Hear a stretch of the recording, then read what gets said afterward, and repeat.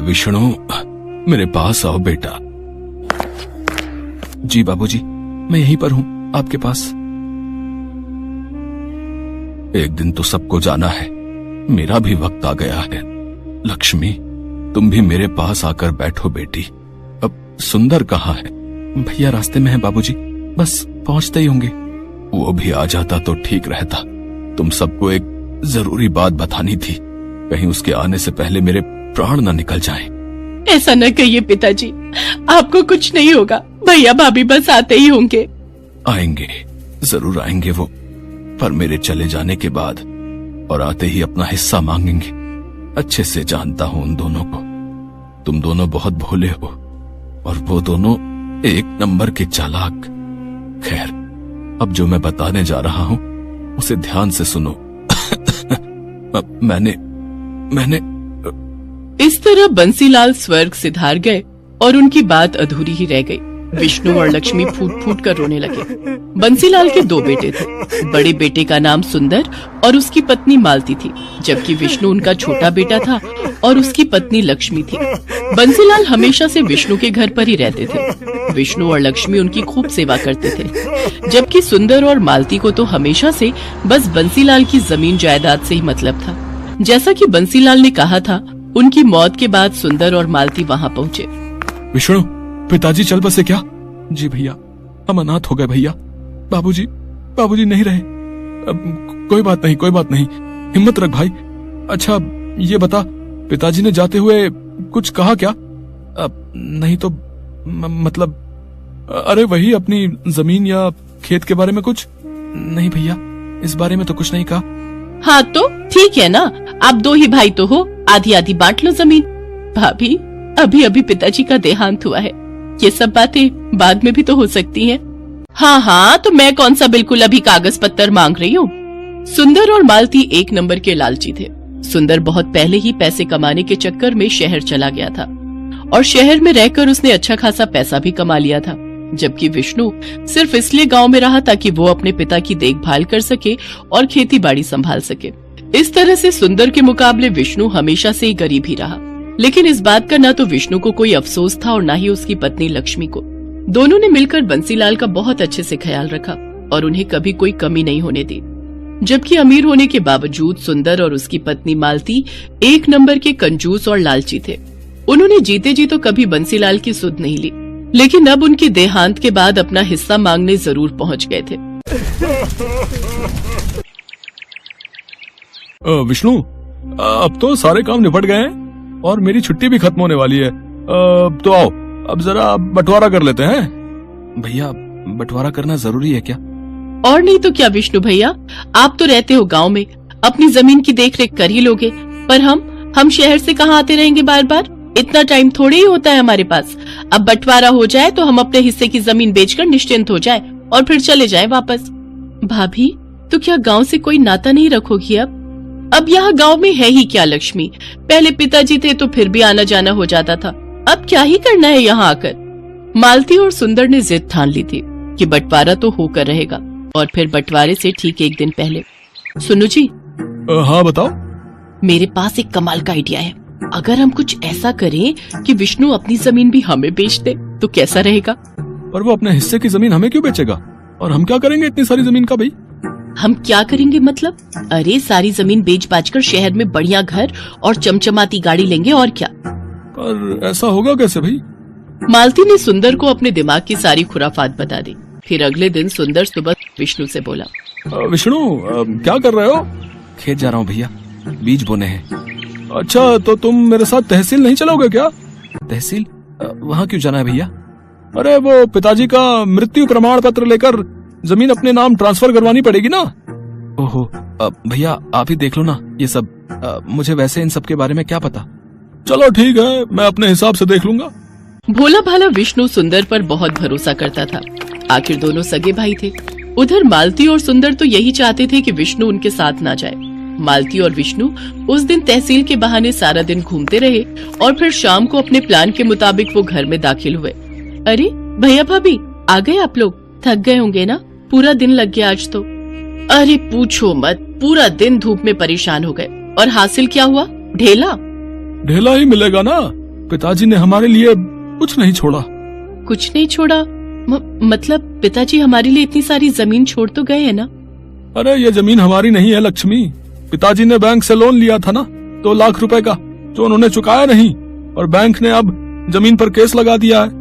तब तक उनको पैसा नहीं मिलेगा। जमीन हमारी तो क्या, किसी के भी नाम नहीं हो पाएगी। पर भैया, पिताजी ने तो इस बारे में कभी कुछ नहीं बताया। अरे कैसे बताते? अगर वो बता देते कि जमीन गिरवी रखी है तो हम नाराज नहीं हो जाते? खुद तो चले गए और हमें भिखारी बना गए। कुछ भी हो भाभी, पर ऐसे तो मत बोलिए पिताजी के बारे में। अरे तुम चुप रहो लक्ष्मी। ये देख रही हो, ये बैंक का नोटिस है। इसमें साफ साफ लिखा है कि अगर हमने 1 महीने के अंदर 4 लाख रुपए नहीं चुकाए तो वो खेत की जमीन के साथ साथ हमारे घरों पर भी कब्जा कर लेंगे। हे भगवान, अब हम क्या करेंगे भैया? अब तो बस एक ही तरीका है विष्णु, 2 लाख तुम दो, 2 लाख हम देते हैं और जमीन बचा लेते हैं। भैया लेकिन इतना पैसा तो नहीं है हमारे पास। विष्णु और लक्ष्मी सुंदर और मालती की चाल में फंस चुके थे। वैसे एक तरीका है जिससे काम बन सकता है। हाँ, तो जल्दी बताओ ना। अगर ये दोनों अपने हिस्से की जमीन बेच दें तो काम बन सकता है। पर हम जमीन कैसे बेच सकते हैं? आप ही ने तो बताया कि जमीन पर केस है। हाँ, कोई और तो नहीं ले सकता, लेकिन हम तो ले सकते हैं।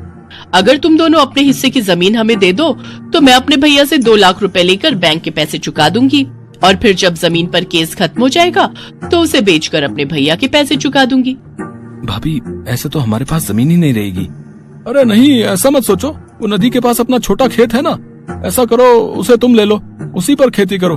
तुम मेरे भाई हो, इतना तो मैं कर ही सकता हूँ तुम्हारे लिए। बस एक वही ऐसा खेत है जो गिरवी नहीं है। मालती और सुंदर ने बहुत गहरी चाल चली थी। उधर विष्णु और लक्ष्मी सोच रहे थे कि उनके भैया भाभी ने उनका घर बिकने से बचा लिया है। फिर वैसा ही हुआ जैसा तय हुआ था। लक्ष्मी और विष्णु ने अपने हिस्से की जमीन मालती के नाम कर दी और खुद नदी के पास वाले खेत में खेती करने लगे। फिर कई दिन बीत गए। मालती और सुंदर सारी जमीन मिलने से खुश थे, तो विष्णु और लक्ष्मी भी अपना घर बच जाने की बात से संतुष्ट थे। लेकिन वो कहते हैं ना कि जो जैसा बोता है वैसा ही काटता है। एक दिन सुबह सुबह नदी के पास वाले खेत में, लक्ष्मी, लक्ष्मी, जल्दी इधर आओ। क्या हुआ जी? ये देखो, खेत में जुताई करते हुए मुझे क्या मिला। जुताई में विष्णु को एक लोहे का बक्सा मिला था जिसमें ढेर सारे सोने के सिक्के भरे हुए थे। तो वहीं दूसरी तरफ ठीक उसी वक्त शहर में मालती के घर की घंटी बजी। ये घर सुंदर का है? जी हाँ, आप कौन? हम लक्ष्मी सागर बैंक से आए हैं। आपके पिता बंसीलाल ने 4 लाख रुपए का लोन लिया था हमसे, और उन्होंने उसकी सिर्फ 3-4 किश्तें ही चुकाई हैं। हम गांव में आपकी खेती की सारी जमीन अपने कब्जे में ले चुके हैं और उसकी नीलामी करेंगे। अगर आप चाहते हैं कि हम ऐसा ना करें तो आपको सूद समेत कुल 9 लाख रुपए भरने पड़ेंगे, वो भी 3 महीनों के अंदर। सुंदर आए तो उन्हें ये बात बता देना। मालती को समझ नहीं आ रहा था कि आखिर ये सब क्या हुआ और कैसे हो गया, लेकिन सच तो यही था कि अब जाकर हुआ था असल मायने में बंटवारा। जिसने जो बोया था वही उसे मिल रहा था।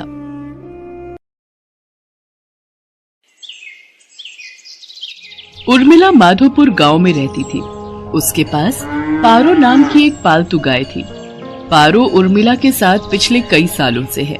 पति के देहांत के बाद इसी गाय के सहारे उर्मिला ने अपने परिवार को चलाया। उसकी गाय का दूध पूरे गांव में मशहूर था। गांव के सभी लोग उर्मिला से ही दूध लेते थे। उर्मिला का बेटा शहर में पढ़ता था। वहीं उसे पूनम नाम की एक लड़की से प्यार हो गया और उसने अपनी माँ को बिना बताए पूनम से मंदिर में शादी कर ली। आज वो गांव वापस आने वाला था। उर्मिला बहन, 2 किलो कर देना दूध। 1.5 किलो मुझे भी देना। क्या बात है उर्मिला बहन, आज तो तुम बड़ी खुश दिखाई दे रही हो। बात ही खुशी की है सरोज बहन, आज मेरा बेटा गांव वापस आ रहा है। बस जल्दी जल्दी काम निपटा कर उसी के लिए बढ़िया बढ़िया पकवान बनाऊंगी। पता नहीं शहर में उसे क्या खाने को मिलता होगा और क्या नहीं। अच्छा तो ये बात है, चलो बहुत बढ़िया हुआ। कब से बेटे के बिना अकेले रहते रहते तुम उदास हो गई हो।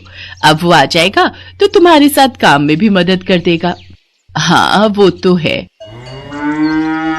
अरे आ रही हूँ पारो, तू क्यों आवाज लगा रही है? मैं जानती हूँ तू भी सूरज का नाम सुनकर बहुत खुश हो रही है। रुक, मैं अभी तुझे चारा डालती हूँ, फिर तो सूरज ही तुझे खिलाएगा। उर्मिला की गाय पारो अपनी आवाज में उससे बातें कर रही थी, मानो वो भी सूरज के आने की खुशी मना रही हो। शाम के समय सूरज आ जाता है, पर अपने बेटे के साथ बहू को देखकर उर्मिला को बहुत बुरा लगता है। माँ तुम नाराज मत हो, सब कुछ बहुत जल्दबाजी में हुआ। पूनम के पिताजी की तबीयत ठीक नहीं थी और वो चाहते थे कि हम ये शादी जल्दी से जल्दी कर लें, इसलिए मैं आपको बता ही नहीं पाया। पर अब मैं आपके साथ ही रहूंगा, आप चिंता मत करो। और माँ पूनम बहुत अच्छे स्वभाव की पढ़ी लिखी लड़की है, आप एक दूसरे को आसानी से समझ जाओगे। ठीक है, देखती हूँ वो मुझे कितना समझती है। गांव के रहन सहन और शहर के रहन सहन में बहुत फर्क है बेटा। उर्मिला की तरह पूनम घर के कामकाज नहीं कर पाती थी, उसे तो घर का कोई भी काम करना नहीं आता था। सूरज, तुमने मुझे कहाँ लाकर पटक दिया है? मुझसे ये घर के काम नहीं होते, हमें शहर वापस चलना चाहिए। उस गाय का गोबर साफ करो, उसे चारा डालो, उसे नहलाओ, घर की लीपा पोती करो। ये सब करके तो बदबू के मारे मेरा बुरा हाल हो रहा है। ऊपर से तुम्हारी माँ को माजी माजी का नाटक करते हुए लहसुन प्याज ही काटती रह जाओ। कैसी बातें कर रही हो पूनम? यहाँ पर सारा कामकाज बना हुआ है। मैं तो यहाँ पर बढ़िया सी डेयरी खोलने की सोच रहा हूँ। दूध, घी, पनीर, दही और कुछ खास मिठाइयों की बहुत ही बढ़िया डेयरी खुल जाएगी। हमारी अच्छी खासी कमाई हो जाएगी। शहर में घर का किराया, खर्चा पानी कितना ज्यादा है। वहां पर मुझे काम सेट करने में ही सालों गुजर जाएंगे।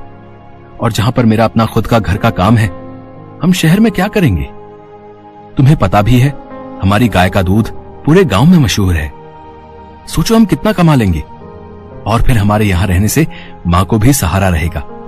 वो बेचारी अकेले काम नहीं संभाल पाती है। अच्छा तुम काम करो, मैं थोड़ी देर बाजार होकर आता हूँ। कह तो सूरज ठीक ही रहे हैं, शहर में काम करने के लिए पैसों की भी जरूरत होगी। यहाँ पर तो अपना मकान, अपना काम है और फिर हमें तो पैसे कमाने से मतलब है। कुछ सालों में अच्छे पैसे कमा लिए तो बाद में शहर जाकर बस जाएंगे। पर मुझे किसी भी तरह से सासू माँ से अलग होना है ताकि उस गाय पर मेरा कब्जा हो जाए। पता नहीं, माँ जी तो बहुत चालाक है, कितने पैसे अपने अंदर करके बैठी होंगी। पूनम को पता था कि सूरज गांव में ही काम बढ़ाने वाला है, इसलिए वो अलग होने के रास्ते ढूंढने लगी। सूरज, सुबह से काम कर करके मैं थक गई हूँ। मेरे आने के बाद माँ जी ने घर के सारे काम मेरे ही जिम्मे डाल दिए हैं। गाय को नहलाना, धुलाना, गोबर साफ करना, चारा डालना, सारी देखभाल तो मैं करती हूँ। और दूध बेचने के टाइम पर माँ जी गल्ला लेकर तखत पर खुद बैठ जाती हैं। ऐसे थोड़ी होता है। मैं अब और बर्दाश्त नहीं कर सकती। जब मैं इतना काम कर रही हूँ तो फिर मैं अलग ही रहूंगी। मुझे माँ जी के साथ नहीं रहना। और हाँ, उस गाय पर मेरा हक है, मुझे तो बस बंटवारा चाहिए, गाय का बंटवारा। पूनम इतनी जोर जोर से चिल्लाकर ये बात कह रही थी कि उसकी बात उर्मिला के साथ साथ पड़ोसियों ने भी सुन ली और सब वहाँ आ गए। बहू, बंटवारा? वो भी मेरी पारो का? मेरे जीते जी ऐसा कभी नहीं होगा। और तुम जानती ही क्या हो पारो के बारे में? उसे मैंने बहुत प्यार से पाला है, उसकी देखभाल की है। तुम मेरी पारो को एक दिन भी रख कर तो दिखाओ, वो तुम्हारे साथ एक दिन भी नहीं रहेगी। हाँ हाँ, इस गाय की देखभाल मैं कर लूंगी, आप उसकी चिंता मत करो। पर एक शर्त है, आप बीच में दखलंदाजी नहीं करोगी। मैं जैसी मर्जी गाय की देखभाल करूं, आप उससे दूर रहोगी। सूरज, अगर आज बंटवारा नहीं हुआ तो मैं तुम्हें छोड़कर शहर चली जाऊंगी। माँ, अगर पूनम चाहती है तो आप उसे गाय दे क्यों नहीं देती? उसे एक बार कोशिश करने तो दो। कहीं ऐसा ना हो आप दोनों के झगड़े में मेरी शादीशुदा जिंदगी खराब हो जाए। सूरज बेटा, एक माँ कभी नहीं चाहती कि उसके बच्चों का घर खराब हो। अगर बहू की यही इच्छा है तो आज से मैं अपनी पारो बहू के हवाले करती हूँ। उर्मिला बहन, इतने सालों से हम देख रहे हैं पारो को तुमने बहुत लाड प्यार से पाला है। कहीं ऐसा न हो बंटवारे के चक्कर में एक निर्दोष जानवर परेशान हो जाए। सब गांव वाले भी क्या समझाते। पूनम तो बंटवारे की जिद पर अड़ गई थी और ऐसा ही हुआ। गाय अब पूरी तरह से पूनम के हवाले थी। सूरज गांव में डेयरी खोलने की व्यवस्था के काम से शहर चला जाता है।